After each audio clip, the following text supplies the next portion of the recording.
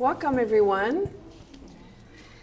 Thank you for coming to this special event of the Copernicus Program in Polish Studies. My name is Geneviève Zubrzycki. I'm professor of sociology and director of the Weiser Center for Europe and Eurasia and of the Copernicus Program in Polish Studies. And I'm especially proud and happy to have everyone here tonight to celebrate the centennial of Polish independence, 1918, 2018. In 1918, Poland recovered national independence and reconstructed its state. It constructed its modern state. And I want to say a few words about this before I leave the floor to our distinguished panelists, because we don't always think about what it entailed. We think of, national independence after 123 years of Poland being partitioned among Russia, Austro-Hungary, and Prussia. But reconstituting the Polish state required a tremendous amount of work. First, Poland needed to work on the recognition of its borders, and from 1918 to 21, fought wars to recognize the new borders of the nation state. It had to institute a new constitution. It had to reconstitute or reconstruct a government and a state apparatus. It had to create an economic system, so it had to create a unified currency. All of that was divided before, between the three empires. So unified a currency, create a banking system and financial institutions. It had to create a postal service.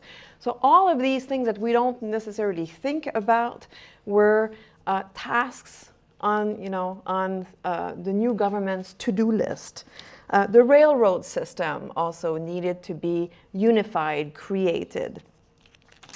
So the 1920s were very busy. It was the 20s and 30s was also a period of intense political movements. So the creation of dozens of political parties. It was a moment of deep social transformations and cultural changes. Women obtained the right to vote in Poland. It was different in the different partitions of Poland also, and when voting was instituted, but between 1918 and the early 1920s. So before many other Western European countries, Polish women had the right to vote. And there was a lot of turmoil, and we'll hear about that political and cultural turmoil also tonight. A century later, Poland is firmly integrated into Europe. A Pole is at the head of the European Council. Polish economy is doing very well. Unemployment is very low. Actually, Poland needs to import labor. Politically, it's a bit iffy. The Constitution, the 1997 Constitution, is being challenged every day through different measures from the current government. And November 11th, in the last, I would say, 10, 12 years, has become actually a moment not only to celebrate Poland, but really to debate Poland and what Poland should be in the years to come. It's a holiday that has been taken over by the extreme right. And last Sunday, actually, the march led to some kind of a hybrid government-led right-wing march in which, yes, a lot of Polish families participated. So in the front of the march, some things were happening. In the back, different kind of things were happening. And we will have the occasion with our panelists, but also with you, the audience, to think about this and what it means. So we want to think about the challenges and the accomplishments that Poland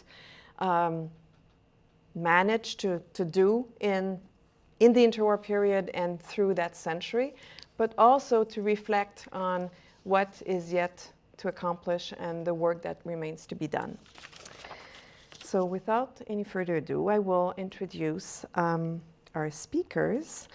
Very briefly first, and then before each talk, I will come back to introduce the speakers one by one. So Paul Brykczynski will discuss the political turmoil surrounding the election of the first president of the Polish Republic, the Second Polish Republic. Benjamin Paloff will take us on a tour of Młoda Polska, the literary movement. And Matthew Bankston will bring to life the music of pianist, composer, and statesman Ignacy Paderewski. I'm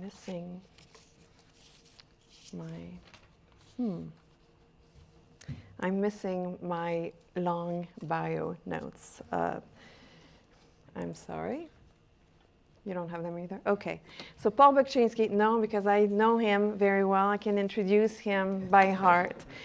So Paul Brykczynski is an independent scholar based in Toronto. He obtained his PhD in history here at the University of Michigan, and we're extremely pleased to have him back in Ann Arbor.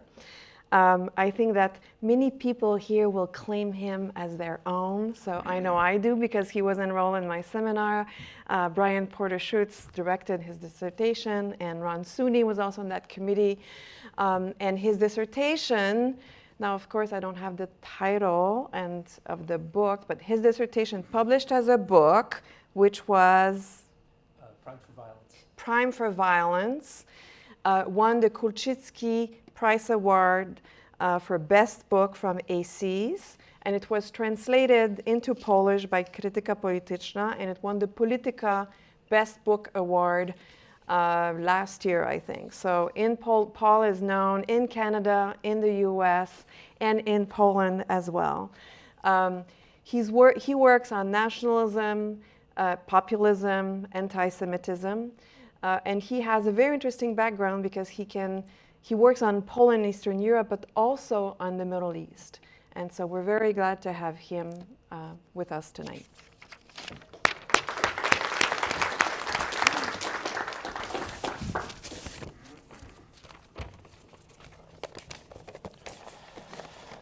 Thank you, Geneviève. Can you all hear me? Okay. Thank you, Geneviève, for this kind introduction, and thank you all for coming. It's an honor to be here on such a momentous occasion, 100 years of Polish independence. I'm here to tell you a story that's not so much about how independence was achieved, but about the shaping of the Polish state once it came into being after World War I. There's a big caveat that I want to get out of the way right away. This is not a particularly glorious, heroic, or uplifting story. I'm going to have a critical take on it. It will be a story about the very first president of Poland, Gabriel Narutowicz. It will be a story about a Catholic Polish nobleman who was elected to the presidency, promptly labeled a Jewish stooge by a large part of the Polish electorate, and ultimately murdered for the crime, quote unquote, of having been elected in part by the Jews. So I had my doubts as to whether this was a suitable occasion to talk about this, but I took some heart from Pilsudski, who once said, "Those who do not value and respect their history have no right to the future." So I'm going to ask you to be open-minded and critical with me. It took me some time to work through this material as well. But if Pilsudski asks us to do this, we can at least give it a try. So let's start at the beginning. This is Europe in 1914, no Poland. And then all of a sudden, this new country appears, along with many others. And I think today we take this for granted that the Poles were struggling for independence for so long, and we take it for granted that Poland just came into being. But at the time, I think nobody really knew what kind of a country this was, including the Poles. So we knew some things, right? So for example, we knew that between 60 and 65% of the population were not ethnically Polish, right? There were like 5 million Ukrainians, 3 million Jews, 1 million Belarusians, Germans, also Czechs, Lithuanians, Russians, and so on. It was a country forged from 3 different empires. It was a country with tremendous social problems, where serfdom was still a living memory, and huge income inequalities existed. And it was a country that was ravaged by war. Not only was the destruction of World War I paramount, but the Poles continued to fight on various borders against the Soviets, the Ukrainians, the Lithuanians, the Germans, and even the Czechs. So what kind of a country was it going to be? Nobody really knew. Democracy or dictatorship, socialist or capitalist, federation or unitary state. And this is the one question that I'm going to focus on in this talk. what was going to be the relationship between nationality and ethnicity? Who was going to be considered a Pole? What would be the status of the national minorities? So these were all open questions, and we should not take for granted what happened, that that's what was going to happen. And in fact, I would say that there were questions that were being actively contested by different political forces. And I'm going to simplify this a little bit for the sake of time, but really you can look as, even today, people sometimes look at Poland as being shaped by two giant early 20th century figures. This is one of them, Roman Dmowski.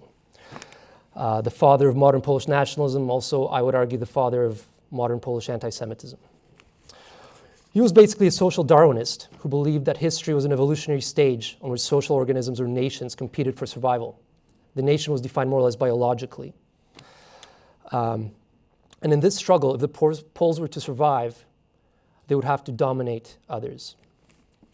So he believed in Poland as a country for ethnic Poles, and all others would have to assimilate or somehow move out. Dmowski especially despised the Jews, whom he saw as a fourth partitioning power, which was exploiting Polish society and usurping the place of the Polish middle class. So Dmowski was the creator of the largest and best organized political party in 1918, the National Democracy, or National Democrats. But he did not rule Poland. So who ruled Poland? Was this man, the other giant, the one whose quote I provided at the beginning, Józef Piłsudski, who was probably everything that Dmowski was not. Where Dmowski saw himself as a realist, Piłsudski was a romantic. Dmowski was a reformer and social activist. Piłsudski was a revolutionary. Dmowski was a nationalist. Piłsudski started out as a patriotic socialist. And where Dmowski believed in a modern, biologically defined Polish nation, Piłsudski took his bearings from the legacy of the multi-ethnic early modern Polish-Lithuanian Commonwealth. His patriotism, to quote Timothy Snyder, was founded upon nostalgic Republican ideas of the Grand Duchy of Lithuania. So I don't want to idealize him too much. The argument has been made, and there's a lot to be said for the fact that a lot of these multicultural ideals were really a smokescreen for Polish imperialism. You can make that argument. But at the same time, he believed in and embodied a vision of Poland that was defined by history and culture, not by ethnicity, and where Poles, Lithuanians, Belarusians, and Jews could all exist in harmony as full and equal citizens. And he had nothing but contempt for anti-Semitism. As Samuel Cassel once put it, he was an anti-Semite. So what kind of Poland would it be? Would it be the Poland of Dmowski or the Poland of Piłsudski? Well, that would be decided in a large part in the 1922 elections. Even though Piłsudski was universally acclaimed dictator in 1918, he wanted Poland to be a democracy. He held partial elections in 1919, but they weren't complete because of the war. By 1922, the situations, the border, the violence had more or less stabilized. New, free, and complete elections were about to be held. First for the parliament, same, and then for the presidency. And these would be the most free and complete elections that were held in Poland until the fall of communism. And the really important part here is to also remember that these elections were seen by everyone contesting them as setting the blueprint for the future of the republic. So whoever won would have an inordinate amount of freedom to shape what Poland would become. The elections were to be held in 2 rounds. So the elections for parliament were November 5th, and then the presidential elections were almost a month later on December 9th. And the president would be chosen by parliament, and you will see shortly why this will become very important. So there were literally dozens of parties contesting the elections, but really I'll break them down into 4 major groups. So the first one were the followers of Piłsudski, and they campaigned on a sort of platform of progressive social change and civic equality for the national minorities. Next, you had a peasant party called Piast. This is their leader, Wincenty Witos, who was a peasant himself. He had a farm and kind of self-made man. This party will be very important because it was committed to land reform and peasants' issues. It was also socially conservative. But aside from that, it didn't have a clear ideology, and it kind of vacillated between the National Democrats and the followers of Piłsudski. Okay. Next, you had the National Democrats. And there's been an argument made by various Polish historians that in the 1920s, National Democratic Socialism, anti-Semitism was still mild, quote unquote. I've researched this quite thoroughly, and it's simply not true. Anti-Semitism was really their only issue contesting the 1922 election. This is a sample flyer from their election campaign, which I will quickly translate. So this is addressed to the Polish workers. The Polish Socialist Party, which is a party supporting Piłsudski, put forth the candidacy of the Jew Felix Perl, the editor of the Robotnik newspaper. Polish workers, are you not ashamed that your representative from the capital of Poland would be a Jew? Here is proof of who the socialists want you to be ruled by. So this is just one flyer that I picked because it's pretty quick, but really it's hard to find any flyers that are not centered around the question of anti-Semitism. And finally, you had the National Minorities Bloc. This was a coalition of Ukrainian, Jewish, Belarusian, and German parties that was really indirectly created by the National Democrats because the minorities were so afraid of this kind of chauvinism and Polish nationalism that they decided to come together and presented a joint voting bloc. This is how the National Democrats saw them coming together.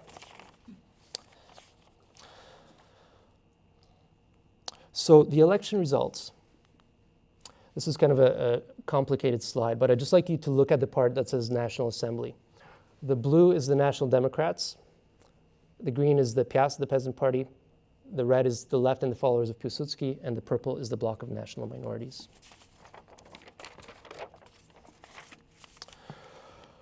So this is the result of the voting, and on the bottom you see the popular vote, which you see wasn't exactly the same as the result, but we'll leave that for now. So this political calculus produced a very complicated and unstable situation with no natural ruling majority. You really had two possibilities. One, you could have the Peasant Party Piast, the national minorities, and the followers of Piłsudski elect the president, or you could have the National Democrats and Piast. So Piast was really in the center of it all, and whoever Piast decided to go with would get their way in choosing the president and shaping the future of Poland. So in this specific political context, the National Democrats articulated something that later became known as the doctrine of the Polish majority, which basically stated this. We write about this today, when no one can yet predict upon whom the nation will bestow the presidency. Let no one imagine that anyone but the Polish nation itself has the constitutional power to bestow the presidency. No artificial majority created against the Polish majority with the aids of the enemies of the nation, that means the Jews and the national minorities, shall wield power in the state. Reality based on the wishes of the nation will quickly smash to bits such dangerous delusions. So the National Democrats were essentially trying to scare Piast from combining forces with the national minorities and the followers of Piłsudski, and saying that the only legitimate vote would be alongside of the National Democrats. This is a cartoon in one of the National Democratic newspapers. It's very kind of deeply symbolic. This is Witos. He's sitting at the crossroads where the devil hangs out, not only in Mississippi, but also in Poland. And the devil here is Yitzhak Grunbaum, who's one of the Zionist leaders. He's basically whispering in Witos' ear to betray Poland. Here's another one. This one says, the bear will bow to the Jews. So you see the Witos is the bear that's chained, directed by the Jews, and the Ukrainians are kind of playing second fiddle in the background, making them dance. Here's the more optimistic aspect of the story. As the National Democrats beat forth this message, and they really beat it forth relentlessly, the pressure they brought to bear upon Piast was just relentless. The left and the followers of Piłsudski articulated a counter-narrative that upheld the right of the Jews specifically and all the minorities to participate as fully fledged partners in the democratic process. I'll just, to save time, I can't give too many examples, but I'll just read one sort of typical quote from a pro-Piłsudski newspaper, Kurier Polski, which provided the following image of the Polish nation. Every individual must be led to that great camp whose slogan is the strength and good of the state without regard for differences of language, and where all can find protection under the buckler of the state within their boundaries specified by law. So this was a civic counter-narrative to this ethnic, racist, anti-Semitic conception of the nation. The presidential election took place on December 9th. It was very complicated. Piłsudski decided not to run for reasons that I can't really get into here, but what happened was the left fielded 4 separate candidates. But in the end, after all was said and done, it came down to 2 men. One was the National Democratic candidate, Count Maurycy Zamoyski, and the other one was Gabriel Narutowicz. Now, by putting forth Zamoyski's candidacy, the National Democrats made a giant blunder. Even though Zamoyski was fairly moderate by National Democratic standards, which is why they thought of him, but he also happened to be the biggest single landowner in all of Poland. So you can imagine how that went over with Piast, the Peasant Party that was dedicated to land reform. Not very well. As a result, Gabriel Narutowicz was elected president. Who was he? Many Poles asked that question. Really, nobody knew him. He was a Swiss-educated engineer, a moderate liberal, a friend of Pilsudski, who was known as a man of compromise. And that's why the left put him forward. They thought he might be able to strike a compromise with the National Democrats. But that was not to be. The reaction of the National Democrats was brutal. On December 9th, on the eve of the election, a large crowd of youths, mostly students, had gathered in front of the parliament to await the announcement of the results. When the victory of Narutowicz was announced, noted the right-wing Gazeta Warszawska with great satisfaction, quote, "From the breasts of the youth, a spontaneous call went forth. We don't want this kind of president. We don't know him. Down with the Jews." This chant echoed through the streets of Warsaw, and spontaneously a march was formed. So that's Gabriel Narutowicz right there with his friend Józef Piłsudski. And these are police in the streets of Warsaw during the demonstrations. Right-wing high school and university students rampaged through the streets, breaking windows, hunting for Jews, and beating up passers-by with quote-unquote Semitic features all over the city. Even a priest wearing a big fur coat was taken for a Jew and mistakenly beaten up before he could prove his identity. Crowds marched in front of the Italian embassy and chanted praise for Mussolini and his fascist regime, which had recently taken power. Parliamentary deputies from the socialist and Jewish parties were detained and beaten up, including Bolesław Limanowski, who was a 90-year-old veteran and hero of various independence struggles. The police didn't intervene. They seemed to be waiting for a fascist-style coup. On the way to the Sejm to be sworn in, Narutowicz's carriage was accosted by rioters who threw snow, rocks, and mud at the president. For 2 days, the city of Warsaw was convulsed by an orgy of mostly anti-Semitic violence.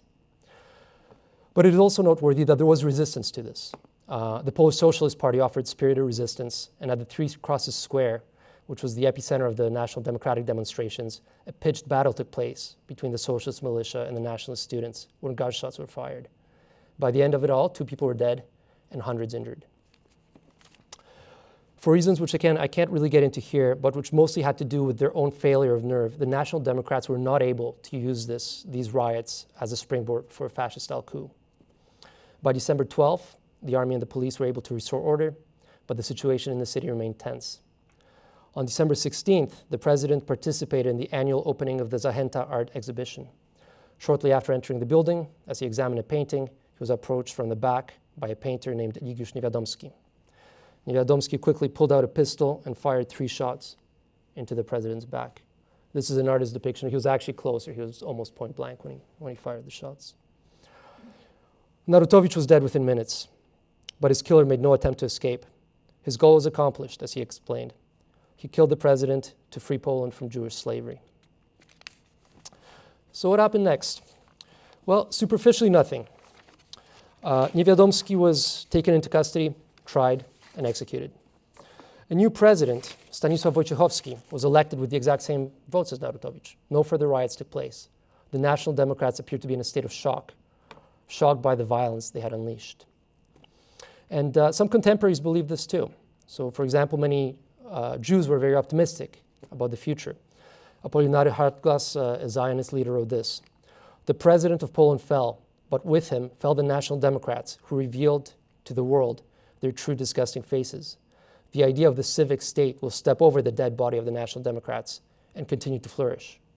The socialist leader, Daszyński, believed that the National Democrats had committed political suicide. But unfortunately, the story is more complicated and in some ways more sinister. And I would argue that the murder of Narutowicz was actually and tragically a long-term victory for the proponents of anti-Semitism. So take the murder, Niewiadomski. Initially, the right-wing newspapers called him crazy. But within weeks, the National Democrats recovered from their momentary setback and reclaimed him as one of their own. This is Adolf Nowaczyński. This is President Narutowicz. So this is Adolf Nowaczyński, a sort of National Democratic literary critic, writing about it. Niewiadomski was just, idealistic, sensitive, but hard on himself and ready for sacrifice. The deed for which he suffered a terrible punishment was a catastrophe. Nonetheless, the spirit which he showed at the moment cannot but provoke admiration for its strength and capacity for sacrifice. So this is a major right-wing intellectual writing about somebody who had just murdered the president of the Republic of Poland. The right-wing newspaper's coverage of the trial of Niewiadomski gave him a sort of soapbox to speak his anti-Semitic conspiracy theory beliefs. His infamous last words, which he wrote in jail, and in which he accused Piłsudski, of all people, of trying to create a Judeo-Poland, were reprinted in full in all the major right-wing newspapers, such as Gazeta Warszawska. After his execution, the murder became the object of a veritable cult. That's Niewiadomski in front of one of his paintings, and that's his grave. His grave became the site of pilgrimages, and priests regularly held masses in his honor and had to be dissuaded from doing so by a special letter from the episcopate. What is even more troubling than this, though, is that in the aftermath of the violence, the left appears to have almost ceased to publicly challenge anti-Semitism. For example, all the commemorative literature about Narutowicz, which appeared over the next few years, the role of the Bloc and of the Jewish parties, especially in his election, is either entirely skipped over or played down. This is really strange. The words anti-Semitism and Jews were not mentioned a single time in the parliamentary discussions surrounding the murder of the president and its causes, other than by Jewish deputies themselves. And they weren't mentioned at the homily, which was delivered during Narutowicz's funeral. So I want to be clear, it's not that the left all of a sudden came to embrace anti-Semitism. It certainly did not. But I think the pro-Piłsudski and left-wing politicians could have used the murder of the president to forcefully and publicly condemn the role of anti-Semitism in politics. And with a very few notable exceptions, they failed to do so. Instead, I think they decided that it was easier to remain silent. So what consequences did this have for the long term? Well, I would argue it helped to seal, if it didn't seal in itself, the victory of Dmowski's vision of Poland in the interwar period. The biggest impact was probably on the Peasant Party, which we talked about, Piast, and on Wincenty Witos, whose fear of becoming associated in any way with the Jews now began to border on the ridiculous. Its deputies refused to vote for the allocation of public funds for a commemorative plaque for Narutowicz to be placed in the Sejm. On May 23rd, 1923, so just over 6 months after the murder of Narutowicz, Wincenty Witos, who helped get him elected, became a new prime minister of a coalition government between Piast and the National Democrats, which was proudly called the government of the Polish majority. In other words, it was the government of the principle in the name of which Narutowicz was murdered. The government of the Polish majority represented a triumph of national democratic nationalism. It stated that the base of the parliamentary majority must be the Polish majority. The government must be formed exclusively by Poles. There was no place for Jews or other minorities in Polish political or social life. So the end of this story is not a happy one. And it shows the power of hatred and violence to change public discourse.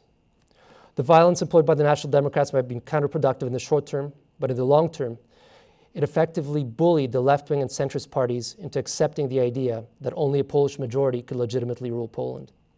This doctrine was obeyed even after Piłsudski staged a military coup d'etat and kicked the actual government of the Polish majority out of power.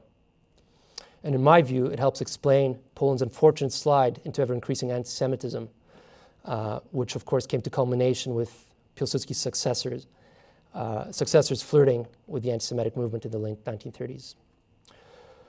In short, seen from today, I think it serves as a cautionary tale about the power of violence and the dangers of remaining silent. Thank you.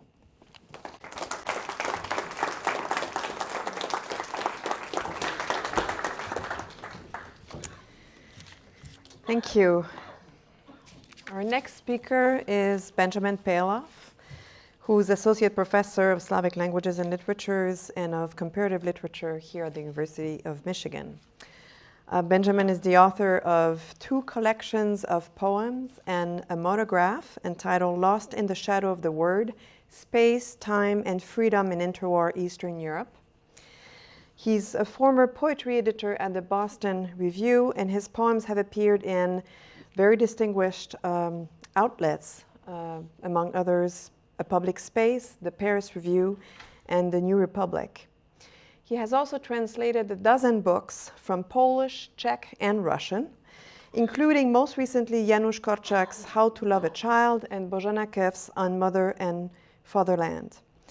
He was awarded fellowships from the National Endowment of the Arts, the U.S. Fulbright programs, and the Stanford Humanities Center, in which he he loved the luncheons there. He was telling us before, exercised and enjoyed life and was very productive too.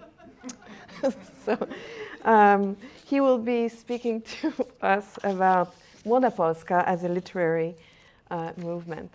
Thank you. Sorry. I love it. I just wonder when people clap beforehand, you don't know what I'm going to do. I don't like this. Could be terrible. So our gathering this evening, as you know, is billed as reflection and celebration, and I'm going to be doing more reflection. And I'm grateful to Paul for his talk, because I kind of was in a moment of panic late last night when I was reading over this, and I realized that it's a real downer. And since Paul told us what he just told us, then I feel like it's quite fine. I was going to apologize in advance to say that this is not a celebratory talk, and it's really not celebratory for 2 reasons. One is that, frankly, to be quite honest, in all of the years I've now dedicated to Poland and felt very welcomed in Poland, I've never felt it needed my help celebrating itself, especially now. And 2 is that this talk is about Młoda Polska, the Young Poland movement, which is the first wave of modernism in Poland, roughly lasting from about 1890 right up until independence in 1918. And that movement harbored genuine ambivalence toward the cause of Polish independence itself, and for reasons that have a chilling resonance both with the struggles of interwar Poland that Paul just walked us through, and in fact with present day, with realities as well.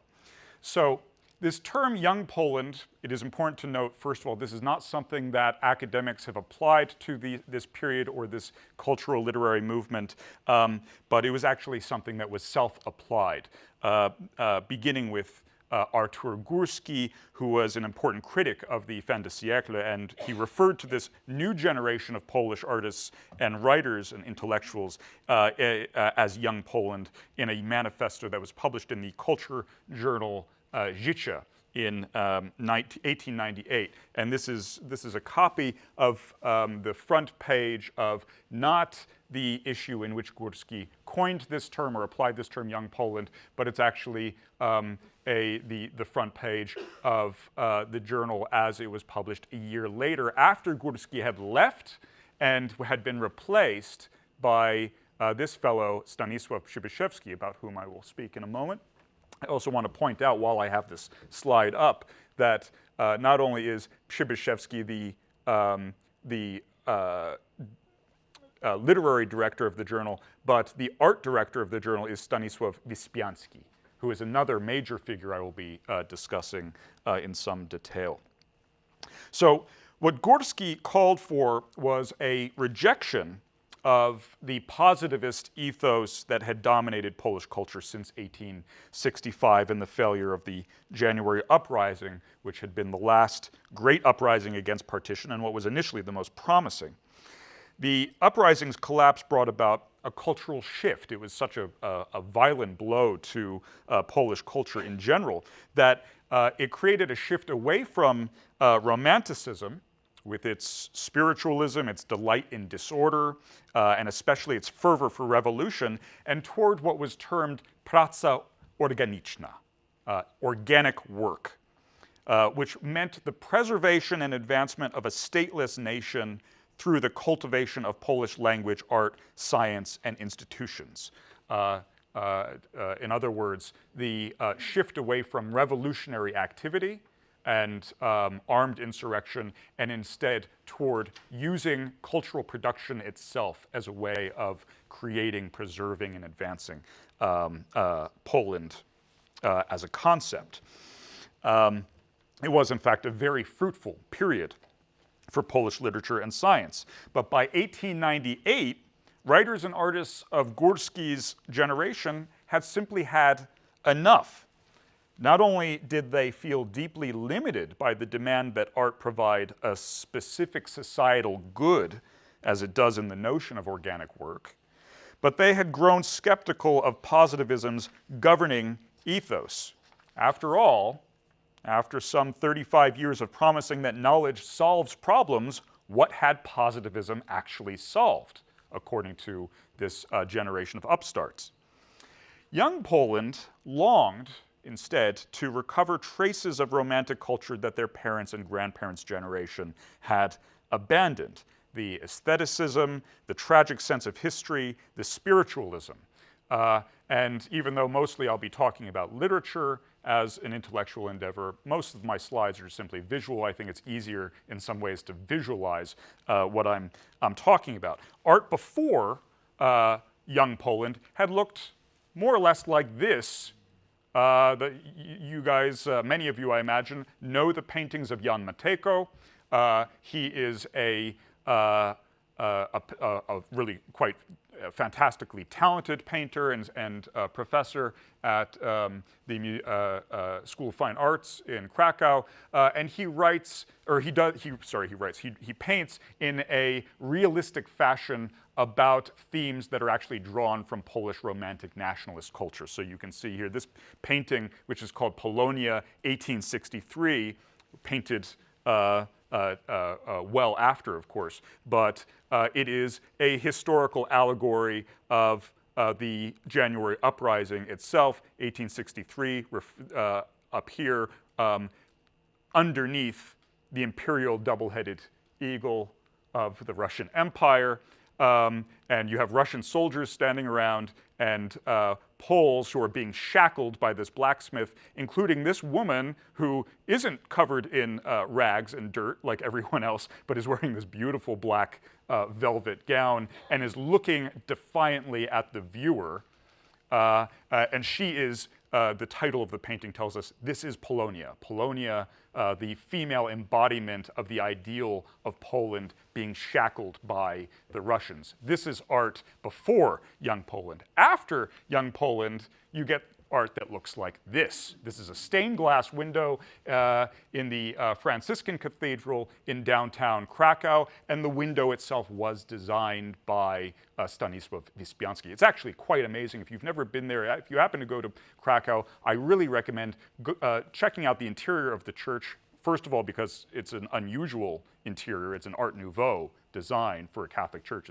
I can only think of a couple of others in Central Europe that fit that bill. But especially if you go late in the afternoon, and the sun, because this is the western window, the sun blasts through this and is just blinding, and that was the intended effect. But art would also look like this, in fact, elsewhere. In Europe. This comes from the same period. This is, of course, Edvard Munch's painting The Scream. I'll show you in a second why I brought Munch into this, is because Munch was not just a painter of individual angst and trying to represent in paintings individual psychological states, but he was also closely allied with Young Poland because this is Munch's portrait of Stanisław Przybyszewski, his friend. This is a highly internationalist, not nationalist, art and literary movement. This is another example of the art that's coming out of the same period that is also in conversation with the art of Poland. This is obviously something that many of you will recognize as the work of Alphonse Mucha, a Moravian Czech artist working primarily in Paris and quite famous for his contributions to Art Nouveau as an artistic movement in Central Europe and in fact across the continent, right? Now, in architecture, the same thing can be seen quite readily. I'll talk about this in just a moment. What young Poland embraced from the Romantics was a highly individual view of the purpose of art. Art was not supposed to serve a social purpose, but was instead intended to express the individual artistic vision of the creator of that work. It did not, however, embrace, by and large, Romantic nationalism, and for, again, two reasons. First of all, there's the rejection of the idea that art has to serve some societal aim, right? The young Poland rejects that notion out of hand. In fact, it was another manifesto in life. It was, in fact, that first page, the first slide I had shown you. It was published a year after Gorsky's manifesto and written by the magazine's new editor, Stanisław Przybyszewski, that states that the governing ethos of the generation that Gorsky had called Young Poland should be art for art's sake. That's something he states quite explicitly. And though that phrase itself goes back several decades, it goes back to the writer and aesthete Théophile Gautier in French, l'art pour l'art. Its adoption in Poland links young Poland to Art Nouveau and also to Vienna secessionism and to similar modernist movements in Belgium and Scandinavia. This is actually, this building that I'm showing you is, in fact, the headquarters of the Vienna secessionist movement. You can see that it is using the exact same aesthetic diction as Art Nouveau in Poland, as well as in France. And the ethos that art should only be for art is, in fact, sanctified at the very beginning of, or at the very top of this building, der Zeit, ihre Kunst, der Kunst, ihre Freiheit, for art, its own, or sorry, for every time, its own art, and for art, its own freedom, right? This is a wholesale rejection of positivist ideology. Polish art is, according to Przybyszewski, it is by definition already Polish simply by virtue of having been made by Poles. Therefore, it does not need to serve Poland in any other way. Parenthetically, Przybyszewski, I should say, also cuts the number of issues of that journal in half and refuses to offer any refunds because in the same manifesto where he says, we're now art for art's sake, he says, I'm not refunding your money, but I'm giving you half the number of issues because good art should cost you money. Beyond that, though, he is largely agnostic on the Polish national cause. And this is where the story, in fact, gets really interesting. Because even though most of the major voices in the Young Poland movement, like Przybyszewski, reject the imperative to devote oneself to the Polish national cause, they remain keenly interested in Polish independence as a potential problem. That is, unlike the Romantics, who largely advocated for armed insurrection as a path to Polish state sovereignty, and unlike the positivists who rejected that Romantic ethos in favor of Polish cultural production, the moderns of the Young Poland movement and of that generation chose free individualistic expression, which quite frequently meant expressing one's own ambivalence toward the very question of Polish self-determination. We should note that the revolutionary spirit we ascribe to Polish Romanticism is itself, and I say this parenthetically, but it's worth pointing out, it is itself an oversimplification.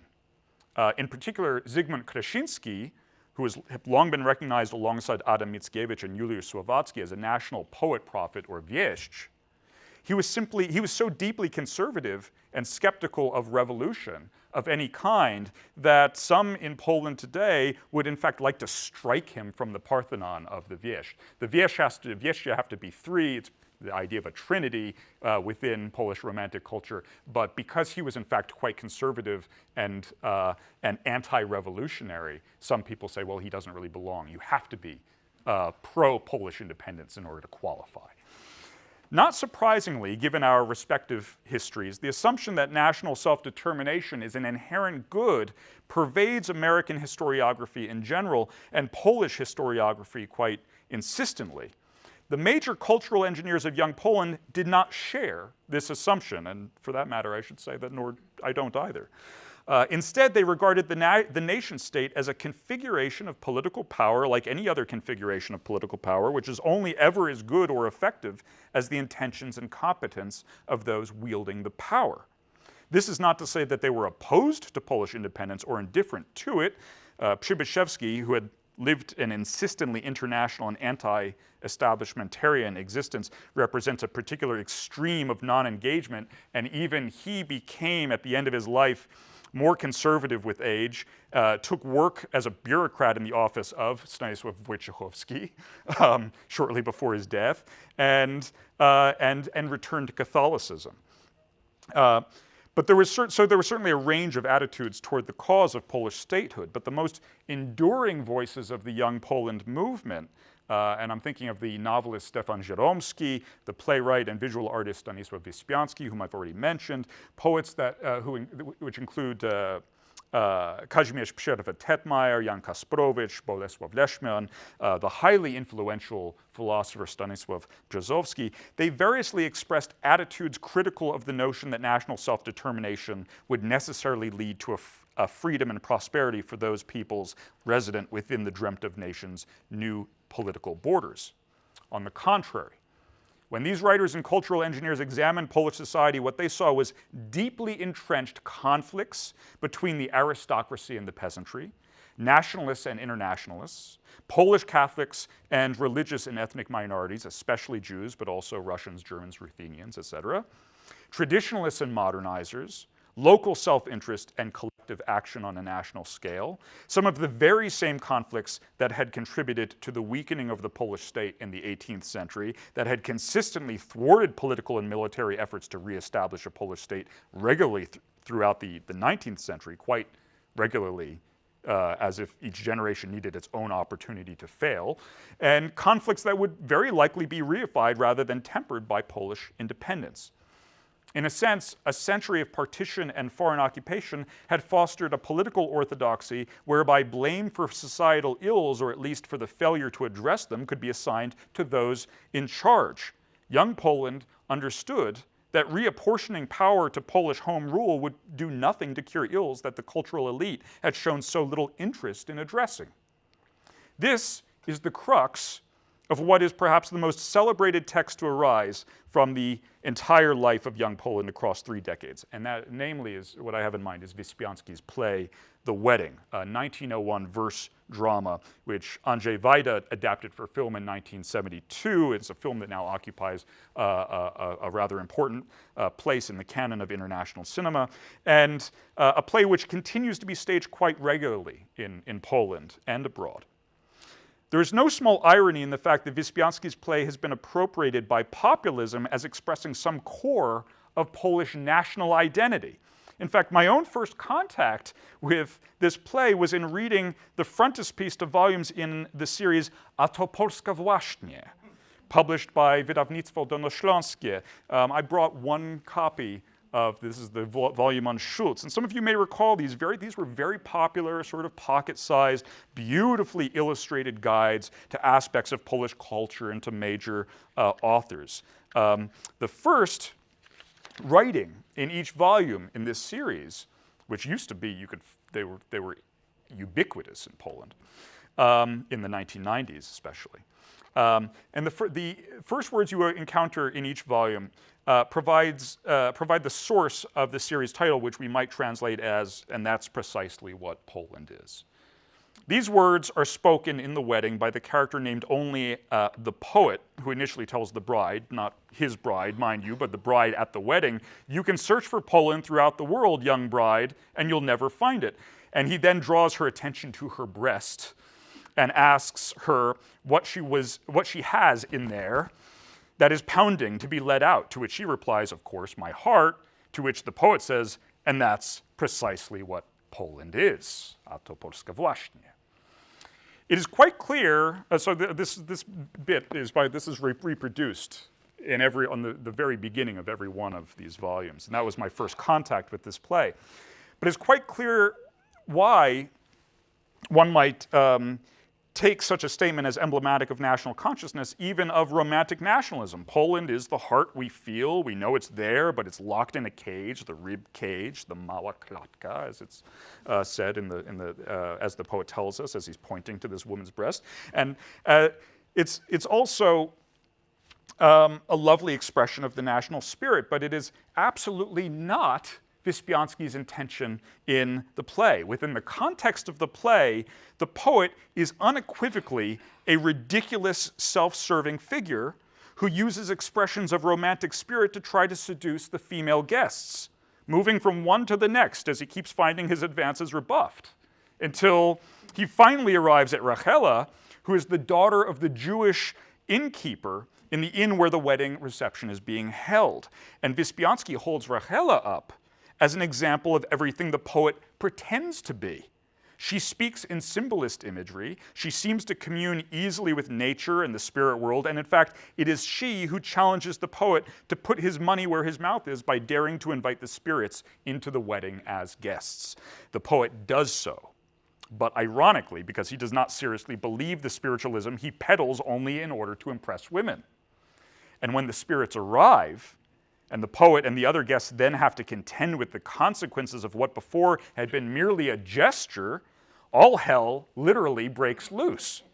The guests are called to action, to insurrection, but divided against themselves by differences of class, tradition, and ideology, the play ends with them all in a trance, unable to help themselves or each other and caught in this kind of eternal stasis.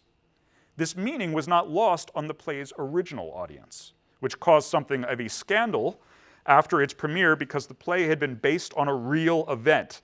The highly educated poet Lucjan Rydel married Jadwiga Mikołajczykówna, who was a peasant, following a fashion within young Poland that saw educated men from the city marrying often uneducated and even illiterate peasant women. The production of the play itself is something of an artistic marvel.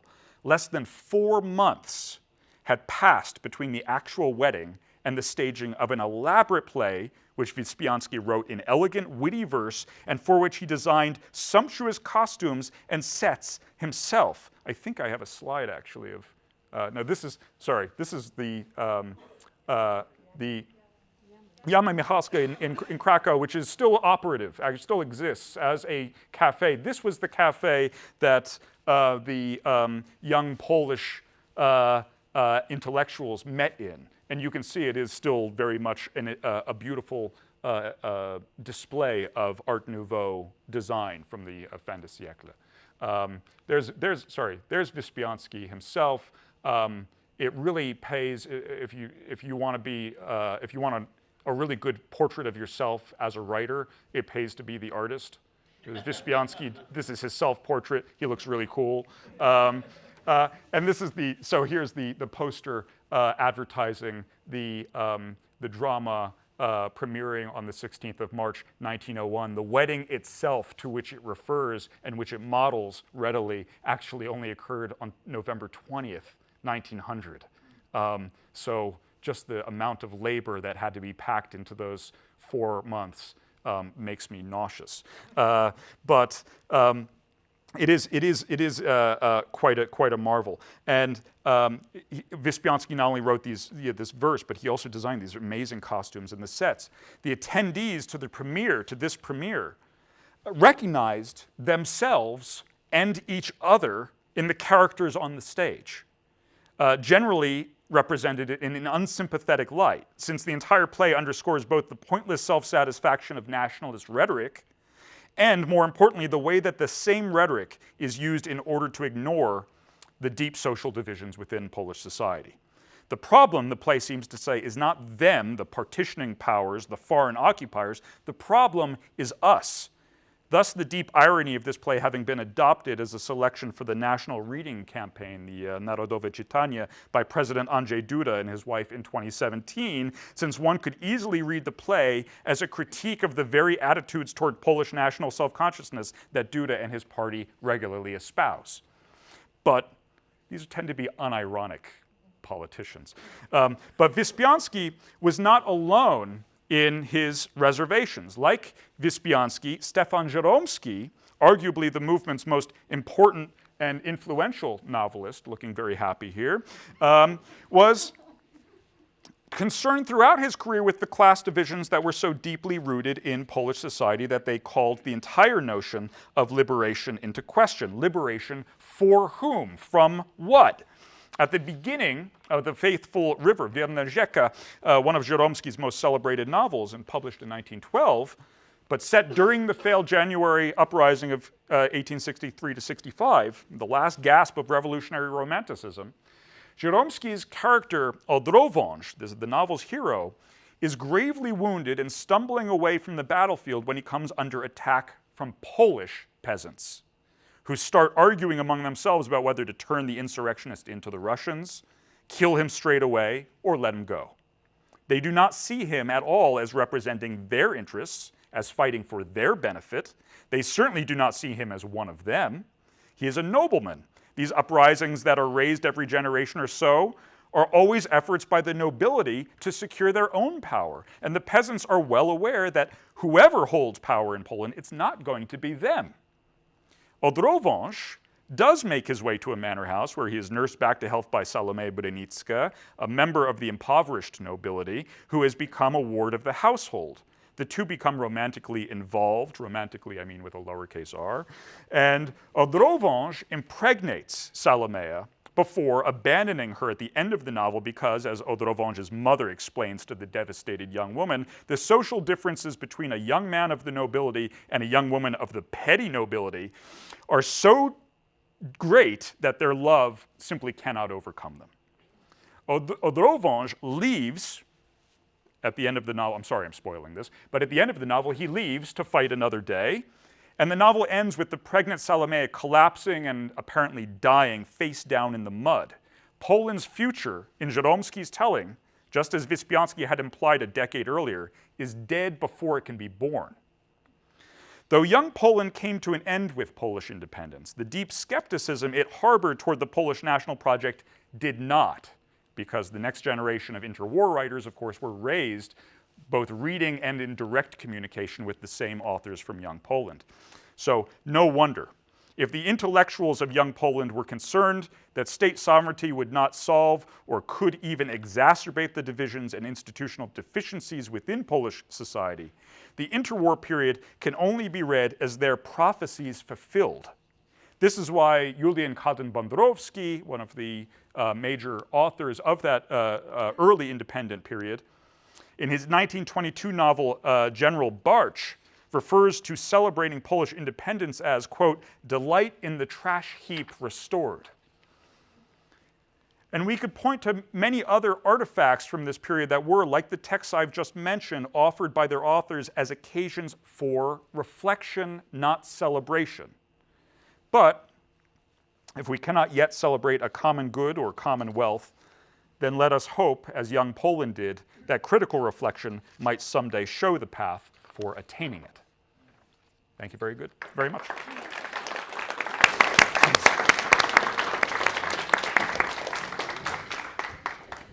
Thank you, Ben. Last but not least, we have with us Matthew Bankston, who's assistant professor of music and piano literature here at the University of Michigan. And he's an accomplished pianist, composer, analyst, and scholar of performance practice. And so it is in very high demand. So we're very, very happy, lucky to have him with us tonight.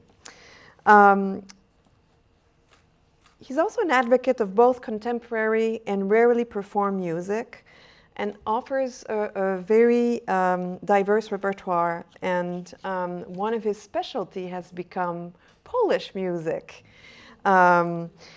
So he was awarded a Stefan and Wanda Wilk Prize for research in Polish music for his paper, The Szymanowski Clash, Methods of Harmonic Analysis in the Szymanowski Mazurkas. And he will be giving also a concert on Szymanowski this winter. Copernicus is co-sponsoring that, and he was on tour also this summer in Poland, playing that Szymanowski music, and you played on his piano in Zakopane. I played in his museum. Yes. So he's he's a real deal. And tonight he will be telling us about Ignacy Paderewski as the statesman and the composer. And he will also play for us the music of Paderewski in between, and also to conclude our evening, we have the pleasure of hearing Matthew play some pieces by Paderewski.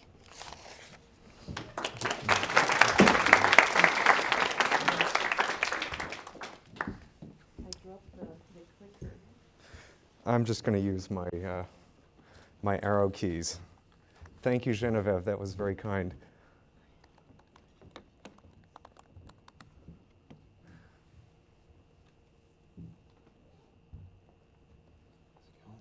Pretty good. Sure we're connected here.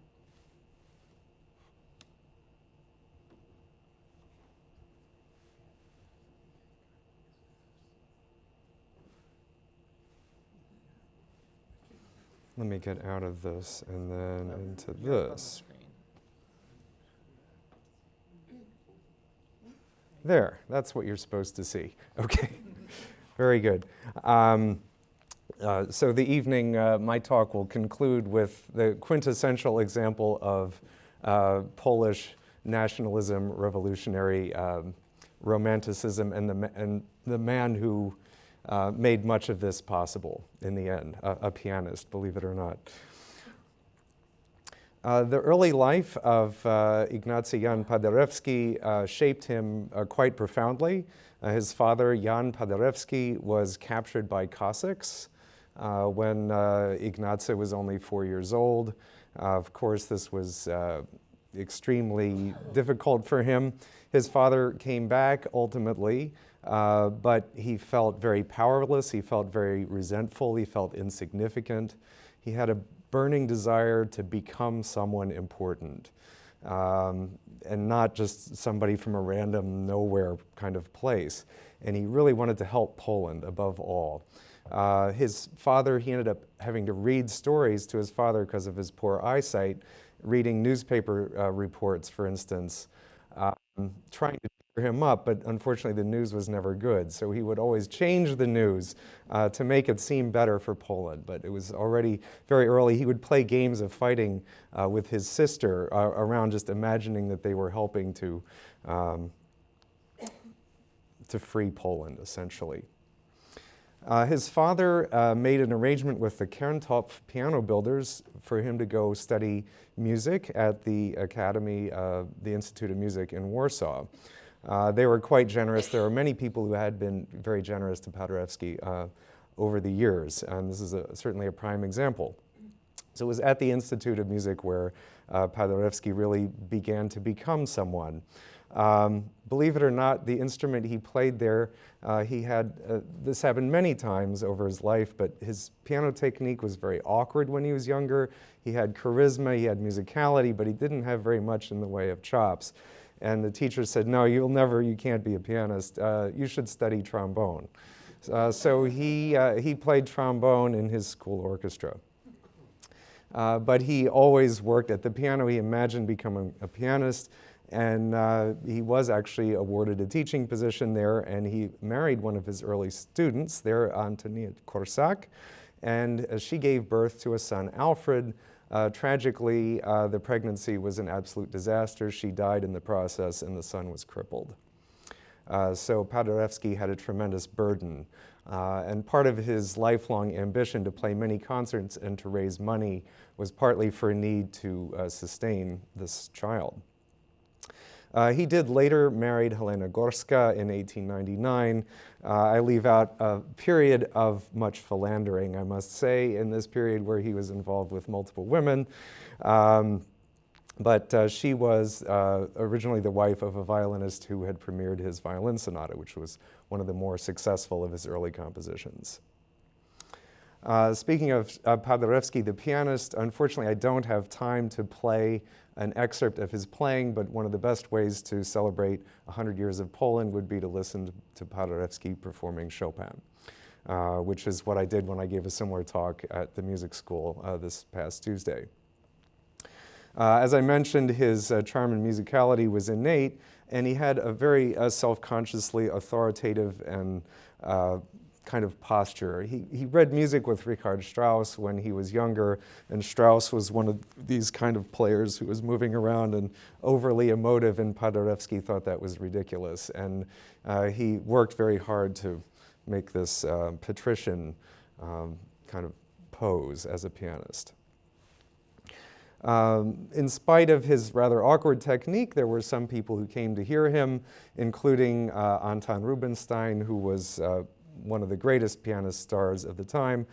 And quite contrary to what the locals were saying, Rubinstein says, well, you've really got something. You've got a great deal of potential, and he encouraged Paderewski. This is Theodor Leschetizky, who's one of the most important pedagogues in the history of the piano. He was a grand student of Chopin. And Leschetizky, Paderewski went to Leschetizky asking for lessons. He was 24 years old at this time, not so young for a pianist. And he still had rather clumsy technique, and Leschetizky admired his drive. He loved his tone, he loved his musicality, but he says, you know, really, it's too late for you. If you're going to do this, you're going to have to go back and play Czerny, you're going to have to do exercises. And he said, okay, I'll do that.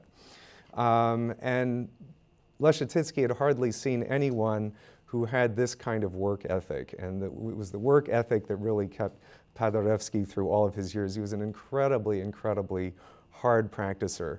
And Leschetizky was so impressed by Paderewski's rapid improvement that he took him on and then even helped to make some connections for him, for instance, to sponsor his first debut in the Salle Erard in Paris. This is another good example of people supporting Paderewski when he was a complete nobody. This is Helena Modrzejewska, who was a famous actress in Zakopane, well known for her Shakespearean roles. What happened here was that she agreed to split a concert with him because she was on the ticket. People would come because nobody knew who he was, and she let him take the proceeds. And that was part of how he sponsored his lessons with Leschetizky. This is the Salle Erard. He went there after his study with Leschetizky, didn't really expect very much was going to come of this, but the hall was reasonably full. He was terribly nervous, as he was really throughout his life as a pianist. But as the concert went on, he got better and better, and the audience got more and more into it, to the point he had to play literally a whole hour worth of encores. And I think this pretty much exhausted all the repertoire he had in his fingers at this time. But people were absolutely overwhelmed by his performance, by his charisma, by his bearing, his way of being. And the next thing you know, he had a massive career on his hands, and he did not have repertoire for this career. And he worked and worked and worked like a dog suddenly to get music in his fingers that he could go and tour. It was 3 years later that Steinway sponsored a tour of the United States, and it was here in the US where he had his greatest success. So a lot of this, I think, especially when we come to this story of the Polish independence and his discussions with Wilson, it's also a story of US and Polish cooperation. His success was so overwhelming that some New York newspapers were concerned that all the financial resources of this country were going to this one pianist.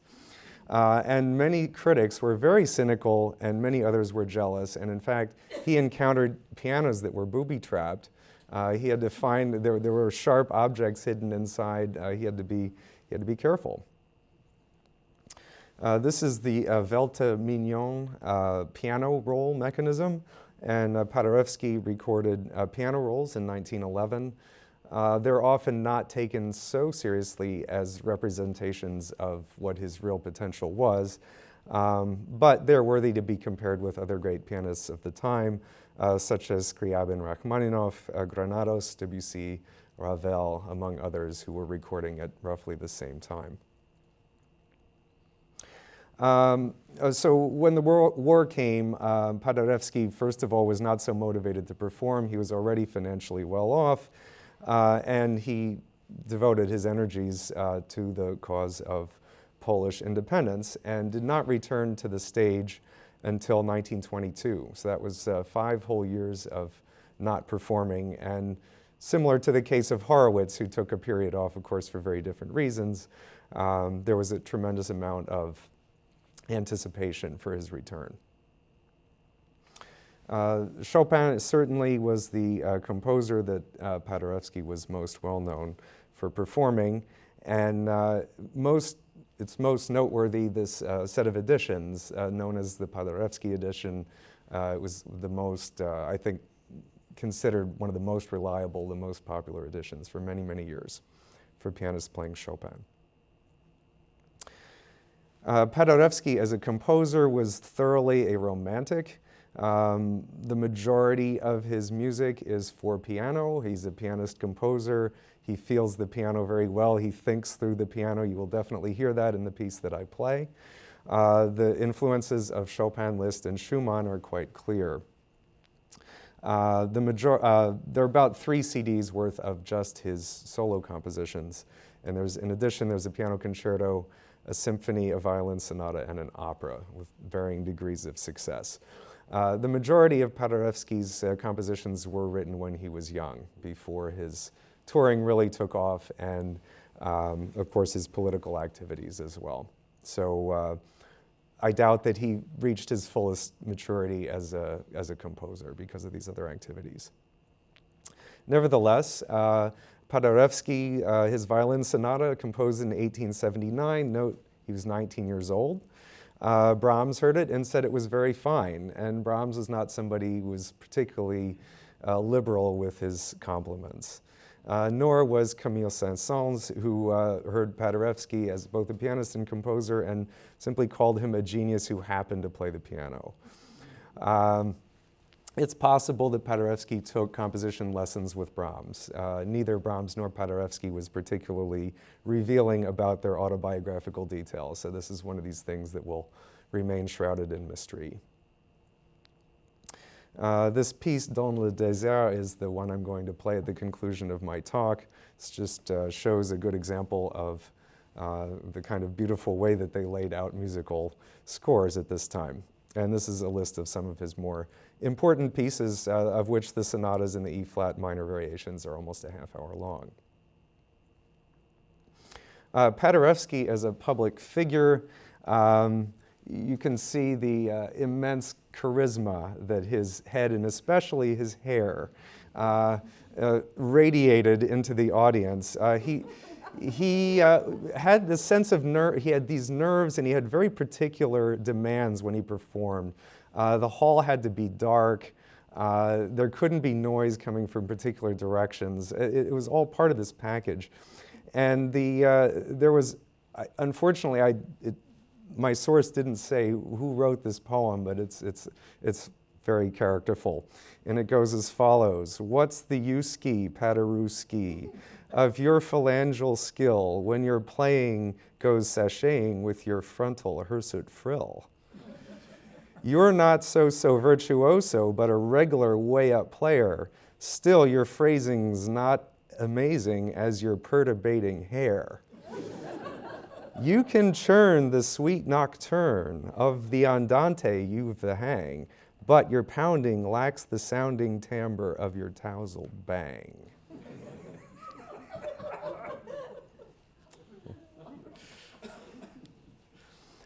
So Paderewski was a ladies' man by any definition. You can see the romantic view and with his colored hair. He spoke apparently Polish, Russian, English, Spanish, probably German as well. He had a lunch once with Rachmaninoff. They conversed in French, And after it was over, Rachmaninoff was furious to find out that Paderewski spoke perfectly fluent Russian, but he grew up with a visceral hatred of Russians that you all understand. He traveled in a huge entourage. He had a rail carriage with a parlor, a bedroom, a cabinet, a kitchen, a bathroom, his pianos, Helena, his wife, with her maid, a servant, a secretary, a chef, piano tuner, an English manager, and over 100 pieces of luggage. This mystique was especially strong when he was playing in remote places like New Zealand, where a lot of people had to be arranged to go and meet this huge caravan of things. This is my own photograph. I took that at Jagiellonian University, where this watch of Paderewski was under the glass there as an example of the wealth that he accumulated. He was very generous. He was a legendary tipper. He funded many projects, many monuments, competition for American composers, a Polish newspaper based in Detroit, Polish exhibitions in Paris, etc., etc.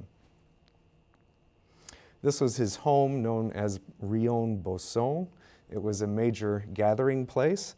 And Paderewski also acted in a film called Moonlight Sonata. I've got that queued up if you're curious to see it afterwards. You can find it easily on YouTube. They said he was a natural actor and very easy to work with. This is also my own photo. If you've been to Krakow, this is just outside the train station, and this is a monument to the victory over the Teutonic Knights at Grunwald. In 1910, he gave a speech about that at the 500th anniversary of that occasion, which conveniently also happened to be the 100th anniversary of Chopin's birth. And that was really when he found himself as a politician and as a public speaker. So here he is speaking. I think there were 150,000 people there at that occasion, and he had optimism and a power to charm, reliable character, charisma, connections, money, you name it. He had exactly the package that you needed to become a successful politician. And he had a very clear single goal, which was to have a united Polish state. Actually, a very good example of his connections, he gave a concert at Stanford that was organized by some upstart Stanford students that nobody knew at the time, one of whom happened to be named Herbert Hoover. He had no experience in organizing piano concerts, didn't have an adequate fee, and Paderewski says, "That's okay, I'll play the concert, you pay me back some other day." And so the way he was paid back was that Hoover helped organize food relief to Poles who had starved during the war in 1919, and that was conditional on Paderewski being in power. These are also my photos. These are in Poznan, showing how widely Paderewski is celebrated there. These are some examples of character traits that he gained through his musical studies that also served him well as a politician.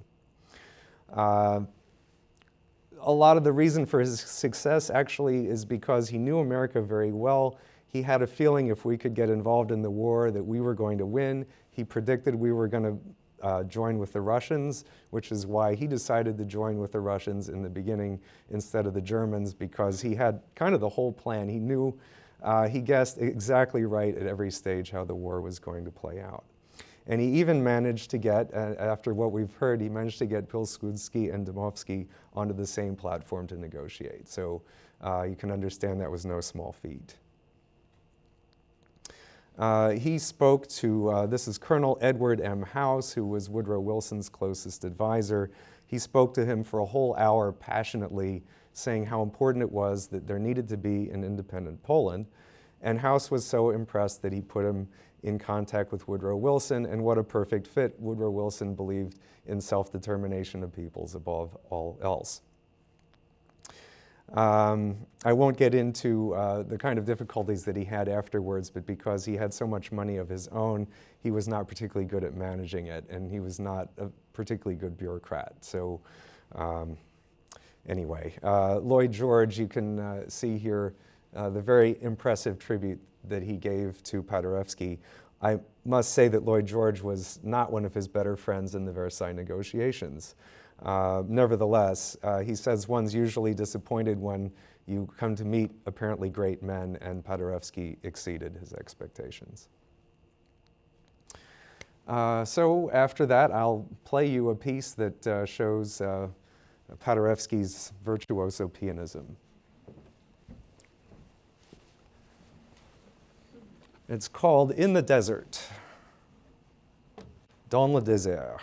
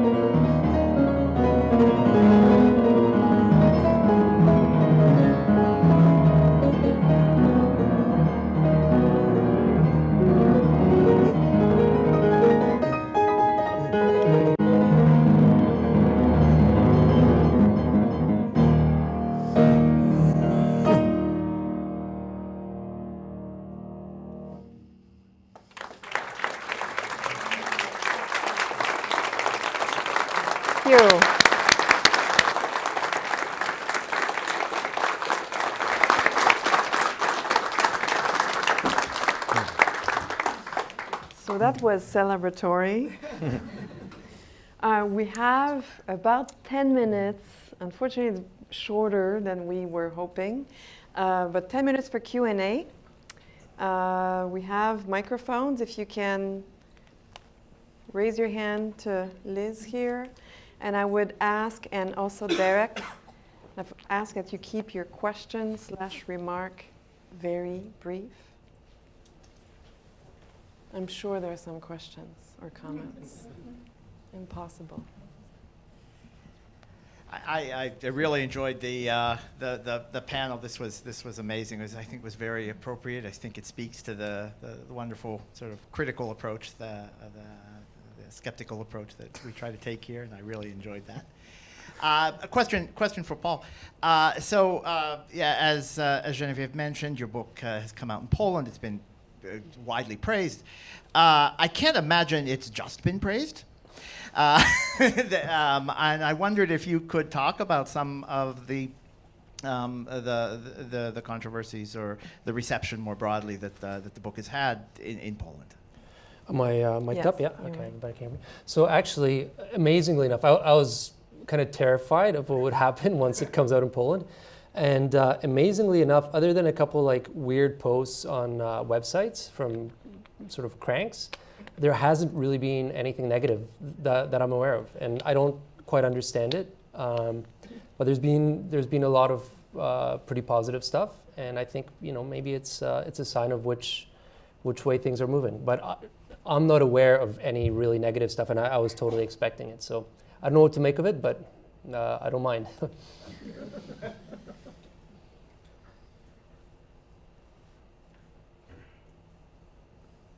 There's one there.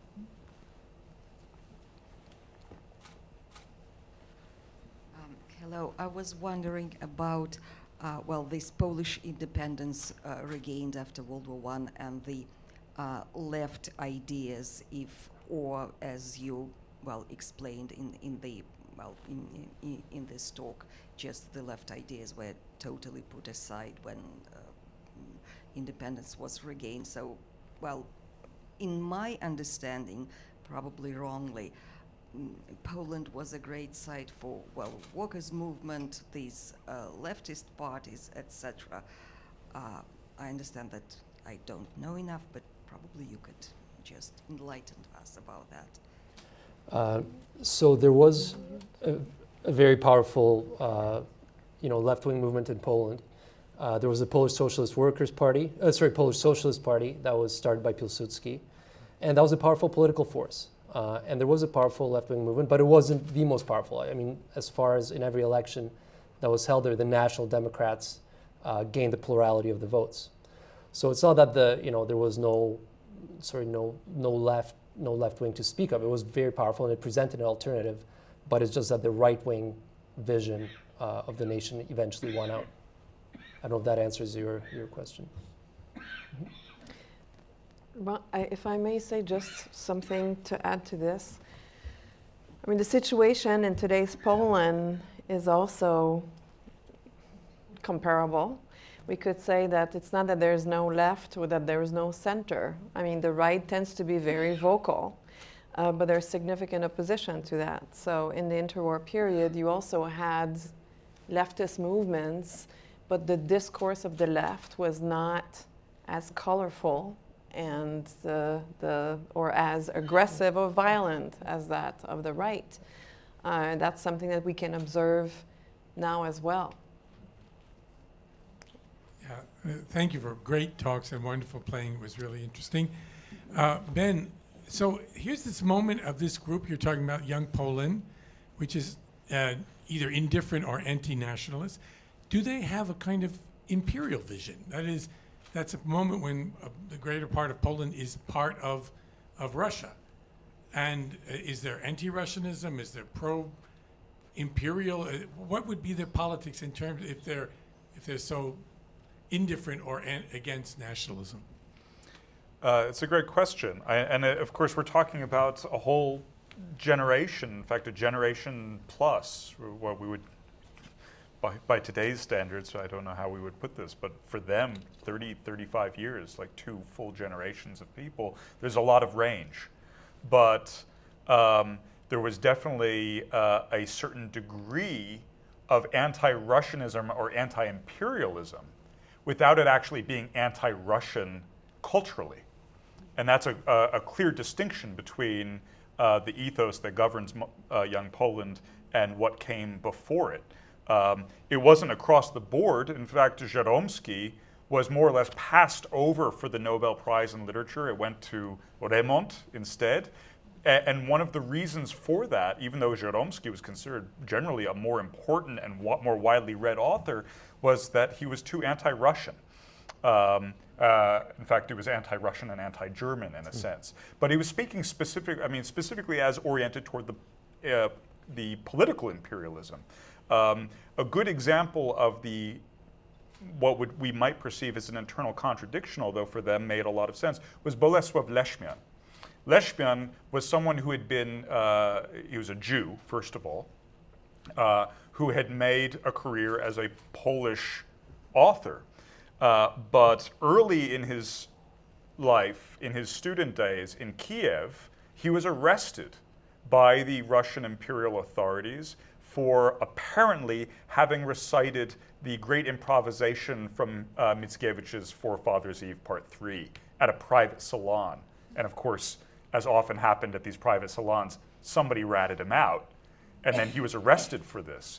But the same poet, the same author, Leshmian, who had been arrested for this perceived subversion, began his poetic career in the Russian language and had been fostered, more or less protected, by some of the major figures in Russian symbolist poetics at the time, Valery Brusiv in particular, who recommended to Leshmian, he said, your poems are good, but they don't seem quite natural. Can you write maybe in a more natural idiom for you? So he switches over and concentrates on Polish. These were internationalists.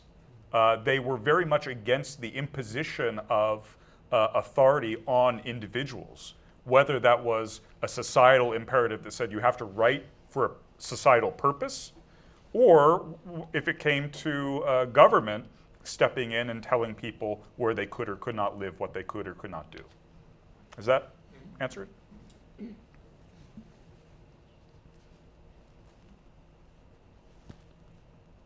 No one else?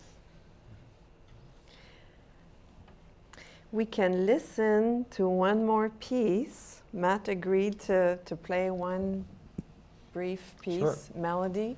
Yeah, this is called Melody, simply. It's from his group of pieces, Opus 16. Paderewski, of course.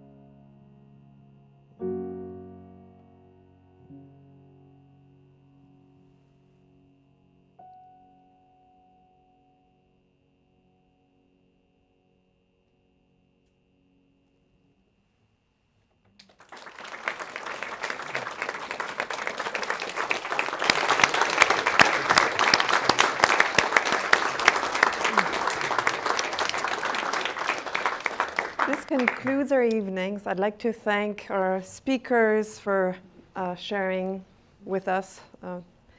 And also, I would like to invite everyone to join us for refreshments.